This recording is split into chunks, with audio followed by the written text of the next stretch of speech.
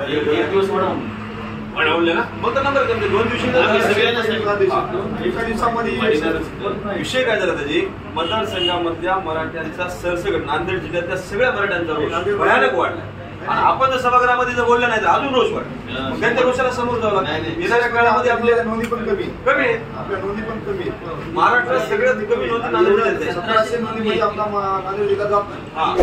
16 जिल्ह्यात नोंदी कमी असताना जर ते हैदराबाद कॅडेट पकडून किंवा सगळे सोयीचा कायदा अंमलात नाही आणला, मराठ्याची राखच लागते. आणि एससीबीसी आरक्षण हे टिकणार नाही. एससीबीसी एसबीसी आरक्षण टिकणार नाही. ते गाजर आहे, ते आज ना उद्या उडणार आहे. त्याच्यामुळे आपल्याला ओबीसी करून झाले. एससीबीसी उडलं नाही ना आता ओबीसी मधून पाहिजे. आणि ओबीसी मधून आरक्षण भेटण्यासाठी आपल्या नोंदी आहे. शासनानं ज्या अटी घातल्या त्या अटीमध्ये आपण बसायलो. 1967च्या पूर्वीच्या नोंदी आपल्याकडे आहेत. बरोबर. आता आपल्याला काय करायचंय, ज्याच्या नोंदी सापडल्या त्यांना, त्याच्या परिवाराला आणि त्याच्या सगळ्या सोयरे नातेवाईकांना सगळे सोयरे कायदा आपल्याला अंमलात आणावा. त्याच्यासाठी तुम्हाला आवाज पूर्ण महाराष्ट्रामध्ये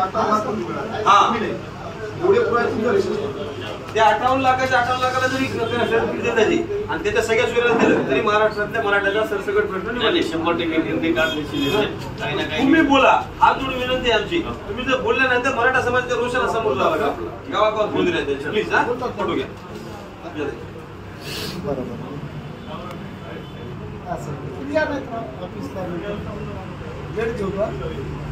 एक मराठा, एक मराठा. मराठ्यांचा सरसकट ओबीसी मध्ये समावेश. मराठ्यांचा सरसकट ओबीसी मध्ये समावेश. मनोरंजनाचं प्रबोधन, करमणुकीचं उद्बोधन, बातमी अचूक, माहिती बिनचूक. पाहत रहा राजमुद्रा न्यूज लाईव्ह.